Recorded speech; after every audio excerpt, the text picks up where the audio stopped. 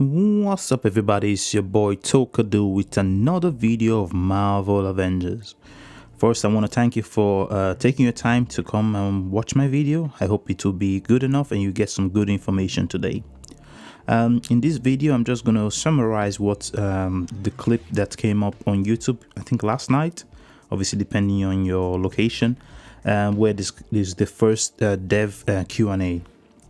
It was a discussion between Andy and Scot Amos. I think Andy is one of the part of the development team, and Scot Amos is also another big guy. Anyway, it's just a discussion between the big dudes of Marvel Avenger game. The clip itself has a horrible audio, but that could be just due to connection. So if you want to watch it, I'll leave a link down below of this video, so you can actually just go and watch if you want to. Well, I'm gonna try to summarize the video as best as I can. So there was a couple of questions that arose from the video. So the first one was, when developing the game, was Kamala or Miss Marvel always the first choice, and were there other characters that they thought about, and how that could have basically made the storyline different? Scott said basically that Kamala, Miss Marvel was always the main character they've always wanted to use, because I think she's quite recent. She was first issued in 2014. Obviously, with all the diversity going on at the moment with the comic world, and she kind of like fitted the ultimate goal of this project. So I think Miss Marvel was always the first choice, even though if you search online, there might have been another take on it, in the sense they wanted to create like a you, where you created like your own inhuman character, and that your inhuman character will fit into the storyline, which would have been cool, but probably because they kind of rushed it already, so that would have not been possible for them. But I think this was a good lie if that was the case. But yeah, you have to do what you have to do. The second question was around basically replaying the campaign. I think that's one of the things that I would personally like to replay the campaign with Iron Man and maybe some other characters, maybe Captain America. And Scott basically said that they're working on it, testing it, and basically it will happen at some point. We don't know when, but it's 100% gonna happen. So let's keep an eye for that. The third question was seasonal events, villains, and other things around those kind of things. From what I understood from the interview, he kind of dodged that question, then answered the question later on. Interesting stuff. Anyway, he spoke about the matchmaking and that what they've got now is not the quality they had a vision of what they wanted to do. Well, that's on them, because they released a game that was pretty much on beta, and we are the beta tester. Now, nothing wrong with that, but if you are going to release a game that is kind of incomplete, at least make it cheaper, so at least no one can complain about that. Anyway, I strongly believe that you will get the money value of what you paid for today, maybe in a year time. But that kind of like makes sense. It's a live service anyway. Anyway, in that question, he talked about several things, and he started claiming, oh, the Tachyon Rift was a new piece of content. The Tachyon Rift is not a new piece of content. It's a simple mode with the same voices, same enemies. Everything basically is a reskin, okay, with just the one annoying feature, which is time-based. That's it. It's not new content, okay? So get out of your mind, Scott. That is not new content. And he talked about basically a form of what they're planning. So they want to plan of fixing the game, which is update and patches and bugs. The next thing they will introduce is a new villain. Then the next thing after that will be introducing new plays, and the next thing after that will be introducing new gear. And then after all this stuff, they will basically have some special events. Wow, that's a lot of things to go through before they can actually start giving us new events, like annoying Contest of Champions. There's different events such as Deadpool, the Thanos events. I think that will happen at some point, but because it's like a AAA game, there's a lot of expectations. So at this moment, I don't think they're matching any of those expectations, but that is my own opinion. The fourth question is basically, is there going to be a new content for each character? So basically, he said that there will be like a new content for each character. Obviously, he mentioned that the Tachyon Rift will be the first thing.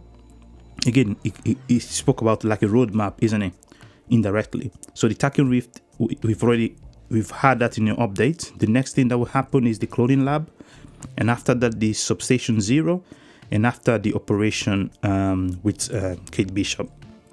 And he stated that they are all kind of connected. So let's see how that turns out. And there's nothing much we can do other than wait, really.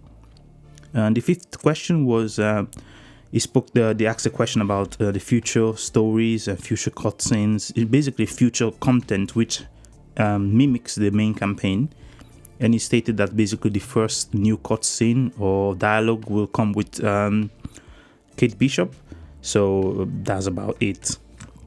The sixth question was basically if they're going to make like an update on the skill tree. I remember watching a video.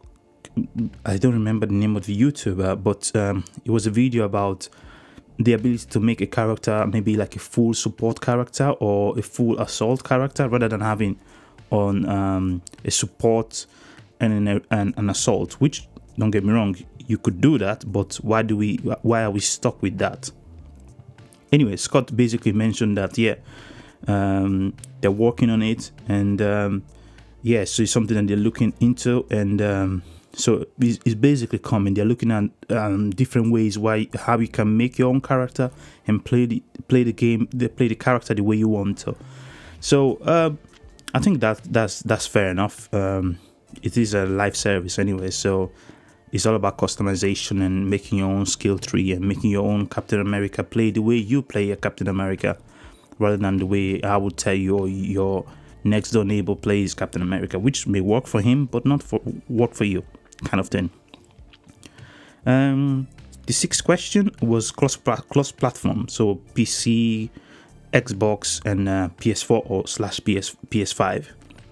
And Scott basically said that at the moment they are not thinking about cross-platform, but they are obviously pushing for cross-gen, which you can play PS4 on the PS5 and PS5 on the PS4 and Xbox One and whatever comes afterwards. So that's what they're thinking at the moment. But going forward, he did mention that they'll see, and I believe that it has to happen.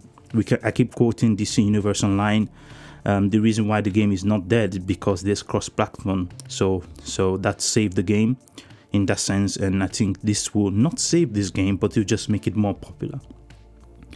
Now, because now PC players are different from the console players, so it's just not going to work.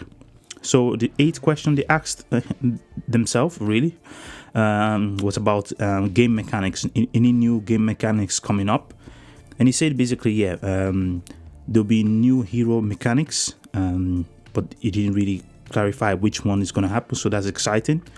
And there'll be new mission mechanics that they may introduce at some point, but that takes a bit more time. And he went on and spoke about Tachyon Rift being a new mechanics. It's not really a new mechanic, it's just an annoying mechanic, which is time-based. So I don't classify that as new mechanics, but I may be wrong. But he basically stated that making new mission mechanics or boss mechanics takes more time, and it seems to be the recurring thing they're mentioning in this clip, which is they need more time to do this, and do that. Fair enough. The ninth question they asked was basically backward compatibility, which I've already discussed, so I'll skip that next question. And basically the next question was basically why does it take them so long to develop new content? This is quite interesting. He said that they are developing new content, but he's also aware that they've delayed Kate Bishop release. Then he said that she will be available at the end of the year or before the end of the year. I'm like, oh, what? Nani? What? This is like a new stuff. We thought it was going to happen in November at some point. So should we wait December? I'm not sure. So that's one thing I was not too sure what he was talking about, but we'll see. He did mention that there will be new bosses. At the moment, we've got Taskmaster, Abomination, and those two big mega bosses. I just hope is not another mecha or another robot thing. Just give us any random villain that makes sense, as long as not another Taskmaster or Abomination. The next question they ask if they're basically going to follow the storyline of the comic books. From what I understand, Scott basically mentioned that they are taking inspiration from the comic books, but they're trying to make their own take on it, so like their own adaptation on it. So is never from what I understand, is never going to be exactly as the comics, which is fine. But I think that's pretty okay. But if you're going to do an adaptation, do a better game. Don't keep focusing on making more robots fights. You want to make something original, do it properly. So basically, the next question was basically people are getting tired about always having to fight against AIM, Taskmaster, and basically the same bosses. And he stated that at the moment, AIM is the big threat, but there's more threats, like more dangers happening in the future, and it will all start with Kate, and you will quickly realize that there's a bigger threat than AIM. And I think that is why Kate Bishop update is quite a big thing for the game. And he also mentioned that, we are aware that you are getting tired of killing robots. What do you expect? You basically made the whole game around that, and it's not pretty. It's definitely not pretty. The next question was basically the ability to swap heroes, especially if you are playing a solo. He didn't say yes or no, but I do believe that is something that has to happen. If you if you want to play the game solo, you don't like being able to play online with your friends anyway. So I think that's alright to have that. And basically, you could swap between characters, or tell a character to hold a position, or go and solve the puzzle or whatever, or use the same character to swap to the other character to open a specific door, blah blah blah. He mentioned that there was, in the previous version of the game, Captain America couldn't break doors. They addressed that and they made him able to break doors. So that's pretty cool. So we just need to keep giving them constructive feedback so they can use it to make a better game that we can like. And the next question basically was, can they basically give us like a roadmap? And to which Scott replied that they did that in the past. Let's say, for example, Kate Bishop, they say she was going to release, I don't know, at some point early October. I can't remember the date off my head. And that backfired on them because they couldn't do it. Obviously, that could be also related to the current pandemic, but they couldn't meet that expectation. So now they just say at some point, which is fine, and I understand that. But it's also important as a business person to have a deadline. You need to set yourself a deadline. Maybe don't necessarily let us know the deadline, but as a business person or as a game developer or whatever they are, they need to have a deadline which they need to match those expectations, which is also quite important. So they just need to find a good balance to all these things, in my opinion, and that will make the game longevity much more beautiful. So the next question about was basically, how do they make a specific hero feel like a specific hero? Like, let's say, well, the question he answered, giving the example of Black Widow, that when before they start creating a character, they always start from the combat. So how does this character fight according to the comic book. So Black Widow has to be stealthy, she has to be quick, she has to use a gadget and blah blah blah blah, which finally makes the heroes that we've got. But they are also tested by specific people to try how this hero functions. So there's a lot of peer review going on in the background, and I think one of the reasons why Kate was pushed back, I believe that maybe there was something not quite right for her to be called Kate Bishop. So they must have thought, okay, we can't release a broken hero, because there's a lot of bugs already for each hero. Specifically, what comes to my mind was Iron Man, the overcharged trick of the shield. I don't think that this was meant to be part of the game. I may be wrong, but that's a bug, And I'm not saying that when they will release Kate should be bugless, but at least from going forward, you can make more stable heroes. Anyway, the next question was about stability and why is the stability so poor for the PC users. It didn't really answer the question, but for what I understand, they getting a lot of feedback from the ticket system or whatever complaint system is there for the PC, and they're not happy about it, and they are constantly trying to patch it and fix things, which we can see even in the console, that in regards to patching the game and making the game more stable, they're trying their really best. So they are following their own version of the roadmap. So at least I want to give them that credit. But one thing I want to criticize in that sense is that they're taking a bit too long. But I also understand that we're in unprecedented times. People are learning to work from home, and I work from home sometimes. And sometimes you just can't do the same thing you would do in an office. Sorry about that. A bit of microphone static noise.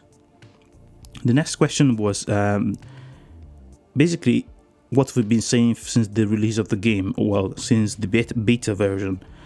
Is there going to be variation in the level design? You can have a repetitive game, but there has to be variance to it. There has to be polishment to it, not, no offense, reskin of the same thing.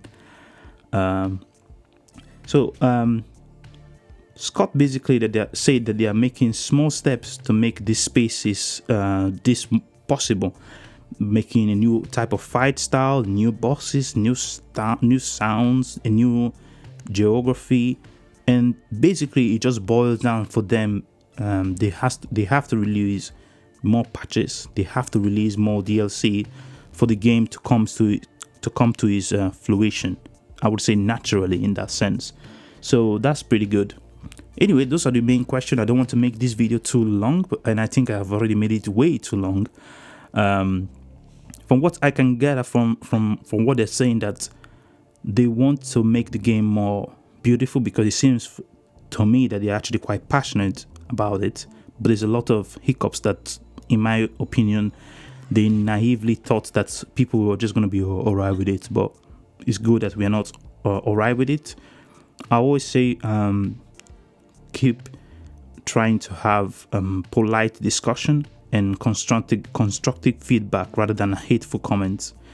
And I keep saying it, from now till next year, this game is going to feel different. It's going to get better. There will be plenty of content, and hopefully things go towards the right direction. Anyway, that's it for this video, and it's been way too long, and I really apologize for that. And if you made it to the end of this video, don't forget to like, subscribe, and leave a comment below about what you think and what is your opinion going forward. And I'll see you guys in the next one. Bye bye.